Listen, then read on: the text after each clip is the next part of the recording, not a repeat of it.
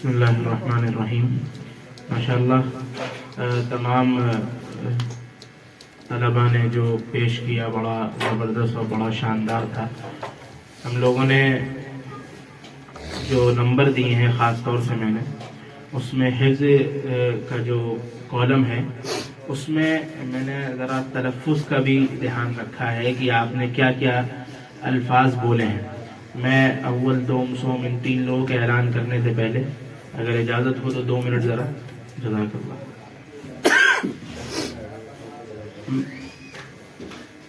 میں آپ حضرات کو نصیحت وغیرہ تو پیش نہیں کر سکتا کیونکہ میں خود آپ کی عمر کا ہوں یا تھوڑا سا بڑا ہوں گا، اتنا بھی بڑا نہیں. اور یہاں جتنے لوگ ہیں وہ سب میرے بڑے ہیں. مولانا محسن صاحب ہو گئے اور سلیم صاحب ہو گئے، مولانا ہو گئے، سب میرے بڑے ہیں. میں خود ان کا چھوٹا ہوں اور ان لوگوں کے سامنے غلطیاں کرتا ہوں تاکہ یہ لوگ اصلاح کر سکیں. میں نصیحت تو نہیں کر سکتا لیکن تجربات بھی اس لیے پیش نہیں کر سکتا کیونکہ کوئی ایسے بڑے تجربات بھی نہیں ہیں، لیکن اپنی ذاتی زندگی کی 1-2 چیزیں جو اس مسابقے سے تعلق رکھتی ہیں.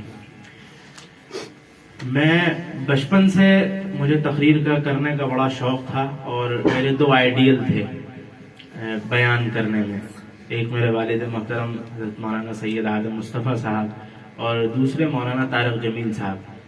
تو اس وقت میری عمر تقریباً 8 یا 9 سال تھی اور دلی میں جامع مسجد گیٹ نمبر 4 باب عبداللہ کے سامنے سے جا کر کے 6 دکانیں چھوڑ کے 7ویں دکان پہ الٹے ہاتھ پہ اس وقت آڈیو کیسٹ میں مولانا طارق جمیل صاحب کی بیانات آیا کرتے تھے اور مجھے ابا نے انعام میں ٹیپ ریکارڈر دیا تھا اور میرے پاس مولانا طارق جمیل صاحب کی اور ابا کی کیسٹیں میرے پاس رکھی ہوئی تھی.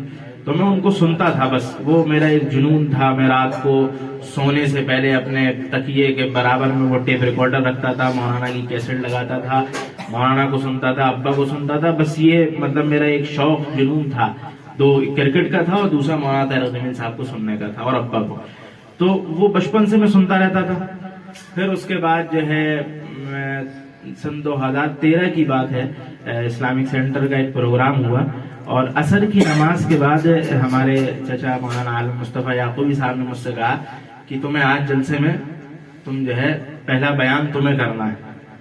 اب انہوں نے بیان کرنا ہے، وہ تو ہمیں ہمت دینے کے لیے کہہ دیا. خیر ہم بھی تیار، ہم نے کہا ٹھیک ہے ہم کر لیں گے، ہمیں کوئی پریشانی نہیں ہے. تو بچپن سے مولانا طارق جمیل صاحب کو اور ابا کو سن رکھا تھا، ان کے عاشق تھے ہم. تو بیٹھے کرسی پر اور اللہ کے فضل و کرم سے جدھر سے مولانا یاد آتے گئے، ادھر سے بات مل رہی ہے نہیں مل رہی ہے کوئی مطلب نہیں ہے. ادھر سے مولانا آئے، جہاں سے ابا کا بتایا ہوا واقعہ یاد آ گیا وہ کر دیا. لے دے کر کے 9-10 منٹ میں نے بات کری، بات کر کے آ کر کے میں بیٹھ گیا. پھر اس کے بعد اگلا پروگرام تھا، 2 دن کے بعد ہی پروگرام تھا. تو ہمارے دادا کے چھوٹے بھائی ڈاکٹر محسن صاحب رحمۃ اللہ علیہ وہ فیروز آباد میں تشریف فرما تھے اور انہوں نے ایک بات مجھ سے کہی تھی جو میں آپ تمام سے کہنا چاہتا ہوں. تو انہوں نے مجھ سے آگے پوچھا. ہاں بھائی وہ بڑی محبت کرتے تھے مجھ سے، بہت محبت کرتے تھے. تو شہزادہ کہتے تھے کبھی کبھی کہتے ہاں بھائی شہزادے بتاؤ آج کے بیان کی آج کے پروگرام کی کیا تیاری ہے. تو میں نے سنانا شروع کر دیا انہیں، آج یہ والا بیان کرنا ہے اور یہ واقعہ سنانا اور یہ ساری چیزیں سنانی ہے. تو میں ان کو سناتا رہا. 15 سال کی عمر تھی، 14-15 سال اس وقت. تو انہوں نے ایک بات مجھ سے کہی.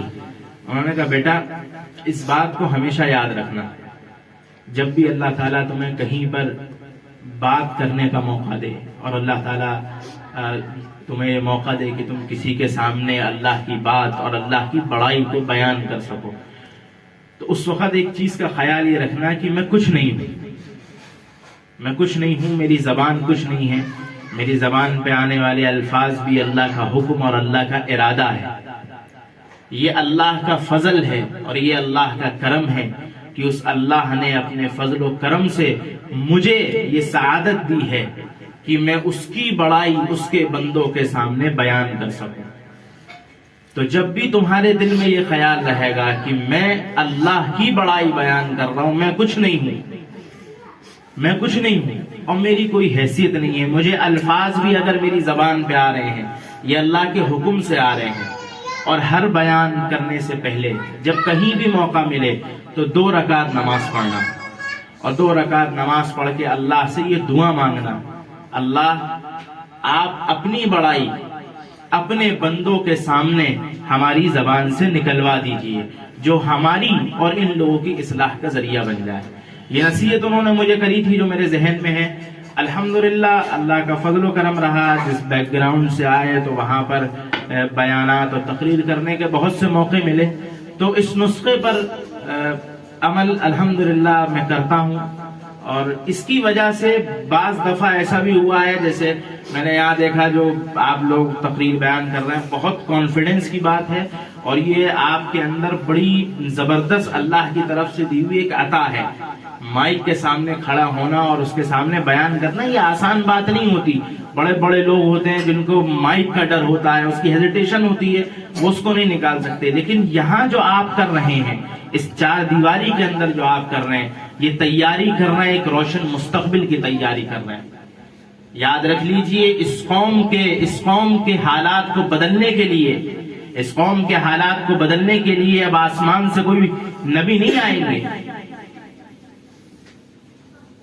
آپ نے جو بھی آپ کے جو عنوانات تھے ان پر ذرا غور کریے، اور ان پر غور کر کے دیکھیے کہ آپ نے ان میں جو باتیں کہی ہیں، مسلمانوں کے جو حالات آپ نے بیان کریں، یہ آپ کی نگاہوں کے سامنے نہیں ہے۔ کسی نے افغانستان کا ذکر کیا، کسی نے ایران کا ذکر کیا، کسی نے گجرات کا ذکر کیا، کسی نے الگ الگ جگہ کا ذکر کیا، لیکن ان حالاتوں پر صرف تقریریں ہوتی رہیں اور ان حالاتوں کو صرف ایک عنوان بنا دیا جائے، بالکل نہیں۔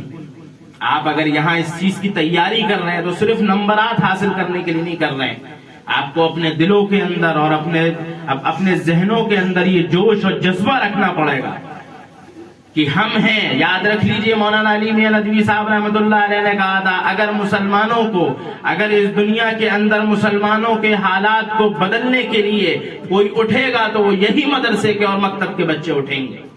انہیں تیار ہونا پڑے گا ایک روشن مستقبل کے لیے، ایک روشن جماعت کے لیے، اور ایک روشن قیادت کے لیے جڑوں کا مضبوط ہونا بہت ضروری ہے۔ تو میں سمجھتا ہوں یہ اس وقت جہاں آپ ہیں، اگر آپ اسے یہ سمجھے کہ یہ محض ایک چھوٹا سا کمرہ اور ایک کہیں گھر کے ایک حصے میں ایک کنارہ ہے، تو بالکل اس غلط فہمی سے نکل جائیے۔ یہ مکتب دراصل زمین کا وہ حصہ ہے جن میں بیج کو ڈالا جاتا ہے، اور وہاں بیج پر پانی ڈالا جاتا ہے، اور پھر وہ بیج پھٹتا ہے اور اس میں سے کوئی کلی نکلتی ہے، پھر وہ پیڑ بنتی ہے، اور پیڑ بن کر کے پھر اس میں سے پھل نکلتے ہیں، جو دھوپ سے پریشانوں کو سایہ بھی دیتی ہے اور جو بھوکوں کو پھل بھی کھلاتی ہے۔ دراصل آپ اس مرحلے میں ہیں جہاں پر آپ کے بیج کو پانی دیا جا رہا ہے، اور انشاءاللہ آنے والے دنوں میں یہی بیج ایک پودا بنے گا، پھر پیڑ بنے گا، اور پھر یہ لوگوں کو فائدہ پہنچانے والا بنے گا۔ ہرگز اپنے ذہن کے اندر یہ سوچ مت رکھیے کہ میں صرف اس ادارے میں ہوں، یہاں پہ 25 بچے ہیں یا 30 بچے ہیں، بالکل نہیں ہے، بالکل مت سوچیے۔ ایک بہت بڑی جماعت ہے، ایک بہت بڑی جماعت جس نے گزشتہ ماضی میں، جس نے پیچھے، اگر زیادہ پرانی تاریخ نہیں، 100-150 سال پرانی تاریخ ہے، اس جماعت نے دنیا کا نظام بدل کے رکھ دیا، ساری دنیا کی طاقتوں کو جھکا کر کے رکھ دیا، نیست و نابود کر کے رکھ دیا، بڑی بڑی سپر پاور طاقتوں کو توڑ کر کے رکھ دیا، اور انہوں نے یہ بتا دیا کہ ہمارے ہاتھوں میں تسبیح ہے، ہمارے زبانوں پہ لا الہ الا اللہ ہے، ہم اللہ اللہ کی صدائیں لگاتے ہیں۔ وہ کون تھے؟ یہی مدرسوں اور مکتبوں میں پڑھنے والے وہ لوگ جنہوں نے اپنی جڑوں کو مضبوط کیا، اور جڑوں کو ایسا مضبوط کیا کہ دنیا کی بڑی سے بڑی سپر پاوروں کو ان کے سامنے گھٹنے ٹیکنے پڑے، ان کی ٹیکنالوجی فیل ہو کر کے رہ گئی۔ یہ بات زیادہ پرانی نہیں ہے، قصہ کوئی سالوں، یہ قصہ کوئی 100 200 300 400 سال پرانا نہیں ہے، یہ ہر دور میں ہوگا اور ہوتا رہے گا، لیکن اس کے لیے کون تیار ہوتا ہے، کون کھڑا ہوتا ہے، یہ طے کرنا ہے۔ اس لیے اگر آپ کسی مدرسے میں، کسی مکتب میں، کسی مسجد کی چارپائی پہ بیٹھے ہیں تو ہرگز یہ نہ سوچے کہ میں کچھ نہیں کر سکتا، یہ طے کریں کہ اس چارپائی سے اور اس حصے سے اور اس مکتب سے مجھے نکلنا ہے اور دنیا کا نظام بدلنا ہے۔ آپ یہاں جو جمع ہیں یہ اللہ کا فضل ہے، اللہ کا کرم ہے، ورنہ اس شہر کے اندر آپ اپنے عمر کے نوجوانوں کو دیکھ لیجئے کن حالاتوں میں پڑے ہوئے ہیں، ان کی زبانوں پہ گالیاں ہیں، وہ نشوں کے عادی ہیں، وہ کن کن کاموں میں پڑے ہوئے ہیں، کن کن فتنوں نے انہیں جکڑ رکھا ہے۔ لیکن اگر اتنی بڑی آبادی میں اتنے نوجوان لوگوں میں اللہ نے ان 30-35 لوگوں کو چنا ہے اور چن کر کے ان کو یہ توفیق دی ہے اپنے فضل و کرم سے کہ یہ کچھ سیکھیں، تو پھر یہ آپ کی ذمہ داری ہے کہ اللہ کے اس فضل پر اور اللہ کے اس کرم پر مضبوطی کے ساتھ جم جائیں اور اس ارادے کے ساتھ اس ارادے اور اس سوچ کو اپنے ذہن میں رکھیے۔ میں بار بار آپ سے یہ کہہ رہا ہوں، اس سوچ کو اپنے ذہن میں رکھیے کہ ہم اس مکتب کی چارپائی سے اٹھ کر کے صرف اس شہر کا نہیں، صرف اس ملک کا نہیں، اس دنیا کا نظام بدلنے کے لیے ہم بیٹھے ہوئے ہیں۔ ہم دنیا کو لا الہ الا اللہ کا مطلب سکھانے کے لیے بیٹھے ہوئے ہیں، ہم دنیا کو محمد رسول اللہ کی تعلیمات سکھانے کے لیے بیٹھے ہوئے ہیں۔ دنیا اسلام کے بارے میں بک رہی ہے، بکتی چلی جا رہی ہے، جس کے منہ میں جو آتا ہے وہ بک دیتا ہے، جو جس طرح چاہتا ہے اس طرح کہتا ہے۔ ان لوگوں کے جوابات دینے کی ذمہ داری کس کی ہے؟ یہ آپ کی ذمہ داری ہے، اور یاد رکھ لیجئے یہ اللہ کا قانون ہے۔ اگر آپ اپنی ذمہ داری کو ادا نہیں کریں گے اور آپ اپنی ذمہ داری کو پورا نہیں کریں گے، اس کے لیے کوششیں نہیں کریں گے، تو اللہ آپ کو ہٹا کر کے آپ کی جگہ دوسروں کو لے آئے گا۔ بہت اشاروں میں کہہ رہا ہوں آپ سے، بہت اشاروں میں آپ سے کہہ رہا ہوں کہ بیٹھے میں لے لوں گا بیٹھے۔ بہت اشاروں میں آپ سے کہہ رہا ہوں، آپ آج کا جو مسلمان ہے نا، جو میری عمر کے ہیں، ان کا آپ نظریہ دیکھیے، وہ اپنے سے اوپر جو ہے اس کو کیا کریں گے؟ گالی دے دیں گے، وہ ایسا ہے، وہ ایسا ہے، ارے اسے کچھ نہیں آتا، اسے یہ نہیں آتا، اسے وہ نہیں آتا، ارے وہ کہاں پہنچ گیا یہ سب کر کے، کیا اس کے اندر جہالت ہے؟ جتنا چاہیں گے برا کہہ دیں گے، جتنا چاہیں گے گالیاں دے دیں گے، لیکن یہ نہیں دیکھتے کہ وہ یہاں تک پہنچا ہے، اس کے پیچھے ایک محنت ہے، سالوں کی محنت ہے۔ انہوں نے ایک ایک فرد کو تیار کیا ہے، ایک ایک شخص کو تیار کیا ہے۔ اس وقت وہ اپنے افراد کو تیار کر رہے تھے، اس وقت ہم کیا کر رہے تھے؟ آپ اس ملک کی بات کرتے ہیں، آپ اس ملک میں سوچئے کتنے سال اللہ کا نام لینے والوں کی حکومت رہی، لیکن جس وقت تباہ و برباد ہوئی تو کس طرح ہوئی کہ کوئی پرسان حال نہیں تھا، ان کا کوئی پوچھنے والا نہیں تھا۔ اس ملک میں جو ہوا یہ نشانی ہے کہ اگر تم بگڑ جاؤ گے، اگر تم آرام پرست بن جاؤ گے، اگر تم اپنے آپ کو ذہنی غلام بنا لو گے، اگر تم لا الہ الا اللہ اور محمد الرسول اللہ کے پیمانے پر نہیں اترو گے اور اس پہ کوششیں نہیں کرو گے، اللہ تمہیں ذلیل کرے گا، اللہ تمہیں برباد کر کے رکھ دے گا۔ ضرورت اللہ کو ہماری نہیں ہے۔ اس لیے میں آپ تمام سے کہتا ہوں کہ آپ لوگ جو یہاں پڑھ رہے ہیں وہ اپنے بارے میں یہ ضرور سوچیں کہ اللہ کا کتنا بڑا احسان ہے۔ اتنی بڑی دنیا میں میرے عمر کے نوجوان کیا کیا نہیں کر رہے ہیں، کوئی ناچ رہا ہے، کوئی گا رہا ہے، کوئی کن محفلوں میں بیٹھا ہوا ہے، کیا کیا کر رہا ہے۔ اللہ نے مجھے ان ساری چیزوں سے بچا کر کے اپنے قرآن کو سیکھنے کی توفیق دے رکھی، اس سے بڑی کوئی نعمت ہو سکتی ہے؟ اور پھر اس نعمت پر اگر ہم اپنی سوچ اور اس سوچ کے مطابق عمل نہیں کریں گے تو نتیجہ نہیں آئے گا۔ میں آخری بات آپ کو بتا رہا ہوں، اس ملک کے اندر ہر سال فارغ ہونے والے علماء کم از کم، میں آپ کو بہت کم بتا رہا ہوں، بڑے بڑے اداروں کو جوڑ کر کے بہت کم، بالکل آخری درجے کا بتا رہا ہوں، کم از کم 15,000 لوگ مدرسوں سے فارغ ہو رہے ہیں۔ اب ذرا آپ تصور کیجئے، ہر سال جس ملک کے اندر 15,000 لوگ اپنی قوم کی رہنمائی کرنے والے نکل رہے ہیں، اس قوم کے حالات آج ایسے کیوں ہیں؟ اور اس سے آگے بڑھ کر جس ملک کے اندر ایک قوم ہر سال 15,000 لوگوں کو تیار کر رہی ہے رہنمائی کرنے کے لیے، پھر اس ملک کے حالات ایسے کیوں ہیں؟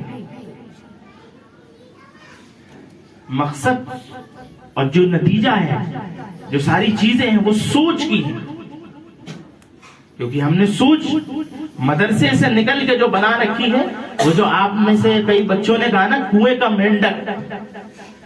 مینڈک والی مثال سب کئی لوگوں نے دی، وہ بالکل کنویں کے مینڈک والی ہے کہ ہم یہ سوچتے ہیں بس ہم مدرسے سے نکل گئے، ہمیں ایک مسجد مل جائے، ایک جمعہ پڑھانے کے لیے مل جائے اور 15-20 بچے مل جائیں، اور اس پہ بھی ظلم و ستم ان سے زیادہ عوام کا ہے کہ عوام نے بھی انہیں اتنا ہی سمجھا ہے۔ اور عوام کا حال کیا ہے؟ ایک صاحب کا میرے پاس فون آیا، میرے پاس فون آ کر کے وہ پوچھ رہے ہیں مولوی صاحب وہ ہمارے یہاں بیٹا ہوا ہے، ہم نے اس کے سیدھے کان میں اذان دی ہے اور دوسرے کان میں اقامت دی ہے، غلطی ہم سے یہ ہو گئی، ہم نے دونوں کانوں میں اذان دے دی ہے، کیا وہ مسلمان رہے گا؟ میں نے کہا بھائی اس کی تو خطا نہیں ہے، اگر آپ کو اس کی وجہ سے لگ رہا ہے مسلمان نہیں ہے تو آپ پہلے مسلمان نہیں رہے، کیونکہ غلطی تو آپ نے کی ہے، اس بچے کی کیا غلطی، وہ تو سن رہا ہے۔ تو یہ عوام کا حال ہے، اس لیے آپ لوگوں کو تیار ہونا پڑے گا اپنی سوچ کو۔ اور میں جو یہاں کے جو چلانے والے ہیں اور اس کے ان لوگوں کو بڑی اچھی طریقے سے جانتا ہوں، یہ سب میرے بڑے ہیں، مولانا محسن صاحب ہیں، یہ لوگ ہیں، اللہ تعالیٰ نے ان کو جو سوچ دی ہے، اللہ کا فضل ہے، الحمدللہ اللہ کا بہت بڑا فضل احسان ہے کہ جو میں ایکٹیویٹیز دیکھتا رہتا ہوں اس سے خوشی ہوتی ہے۔ یہ ساری ایکٹیویٹیز دیکھ کے جیسے مولانا نے بیان کیا، جو آپ کی ایکٹیویٹیز ہیں یہ کس لیے کرائی جا رہی ہیں؟ کس لیے کرائی جا رہی ہیں؟ آپ کے اندر ایک انرجی پیدا کرنے کے لیے، تاکہ آپ کو پتہ لگے کہ آپ کو اور کیا کام کرنے ہیں، آپ کچھ اور بھی کر سکتے ہیں۔ اللہ تعالیٰ آپ کی محنتوں کو قبول فرمائے، اور جن لوگوں کے نمبر آئے ہیں جو اول دوم و سوم آئے ہیں ان کو بہت بہت مبارکباد، اور جن کے نمبر کم آئے ہیں وہ بالکل پریشان نہ ہو، جیسے مولانا نے بتایا، مولانا کا اپنا جو حال بتایا، اسی طرح کا حال ہمارا بھی تھا۔ اسکول میں جب پہلی دفعہ نعت پڑھنے کے لیے گئے تھے، 2 لائن پڑھ کر کے آگے بیٹھ گئے تھے، چپ چاپ ہی سب کے ساتھ ہوتا ہے، تو انشاءاللہ اس میں کوئی پریشانی کی بات نہیں ہے، کوشش کریے، پریکٹس کریے۔ آپ یہاں پر ہیں کس لیے ہیں؟ آپ غلطیاں کرنے کے لیے ہیں، تاکہ آپ کو پتہ چلے آپ کیا غلط کر رہے ہیں، اور پھر اس غلط سے صحیح جو ہوں گے وہ آپ کے اساتذہ بتا دیں گے۔ تو بہرحال جو نتائج ہیں اس میں ماشاءاللہ اول نمبر پر محمد ابوذر ہیں، اور ان کو ماشاءاللہ مبارکباد پیش کرتے ہیں۔ اور سب سے اچھی بات جو ان کی تھی اور کسی کے اندر میں نے نہیں دیکھی، وہ سب سے اچھی بات یہ تھی کہ جس وقت یہ اپنی بات پیش کر رہے تھے تو سب سے مخاطب ہو رہے تھے، ان کی نگاہیں سب طرف تھی، اور جو بات پیش کر رہے تھے اس کے انداز میں ہاتھ چل رہا تھا۔ اب آپ میں سے بعض لوگوں کو میں نے دیکھا کہ وہ چونکہ یاد کر کے آئے ہیں، اور اچھی بات ہے انشاءاللہ آگے آپ لوگ یہی چیزیں سیکھیں گے، آپ لوگ جو آج غلط کر رہے ہیں، تو وہ مطلب بالکل نگاہیں ایک دم وہ، اور الفاظوں کو آنکھوں کے سامنے رکھ کر کے بس پڑھ کر کے جا رہے ہیں، تو یہ چیز انشاءاللہ آپ کی دھیرے دھیرے ہوگی۔ یہ چیز ماشاءاللہ ابوذر کے اندر بڑی اچھی تھی کہ بہت اچھے انداز میں اور سب کی طرف نگاہ کر کے، تاکہ جو لوگ بیٹھے انہیں پتہ چلے کہ بیان کرنے والا ہم سے مخاطب ہو رہا ہے۔ دوسرے نمبر پر ہیں جناب محمد سفیان صاحب، اور تیسرے نمبر پر ہیں جناب محمد فیضان صاحب۔